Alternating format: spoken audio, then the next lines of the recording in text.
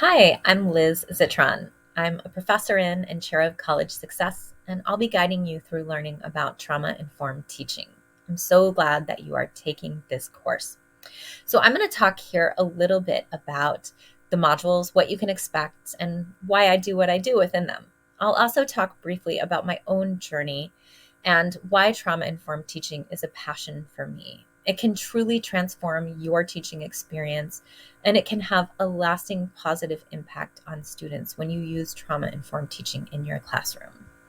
So, first of all, the modules will guide you through different particular topics around trauma informed teaching, including understanding what is trauma, looking at different types of trauma, including historical and racialized trauma.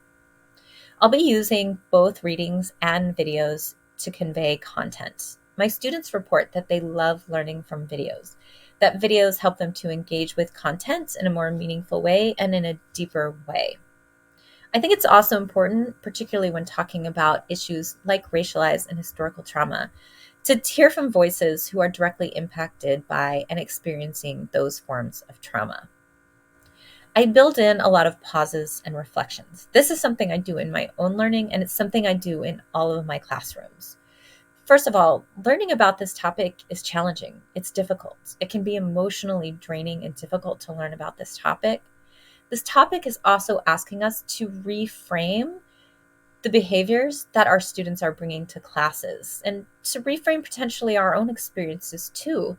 And it asks us to consider stereotypes and narratives that we are bringing with us to the classroom and asking us to think through those and bust through those and change our thinking.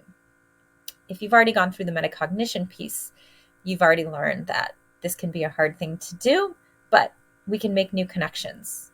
We can change our mindset. I'll also be asking you to reflect. Again, this is going back to the metacognition piece. Dr. Stephen Chu has talked all about deep processing, and pausing and reflection allow us to do this. So I'm going to ask you to reflect in a variety of ways. This includes reflecting with each other in community through discussion posts. I do this because I think that it's helpful, particularly when learning difficult content, to work together through your difficulties in community and find commonalities and to challenge each other and support each other. I also ask you to do some solitary reflection. And sometimes I'll ask you to do something a little creative. So remember, when learning about neuroscience, we know that our brain is elastic and we can create new connections. Being creative actually helps us do that. And there's the potential to really process information more deeply and in an interesting way when you're being creative about it. And I guarantee if you're having to process something and reflect on it in a creative way, you're more likely to remember it simply because of that experience. I also want you to notice that there's no qualitative or quantitative criteria for how you engage in those reflections. I'm just asking you to engage in them in a genuine way, whatever that means for you. Basically, I'm just asking you to pause and reflect and show up however you are.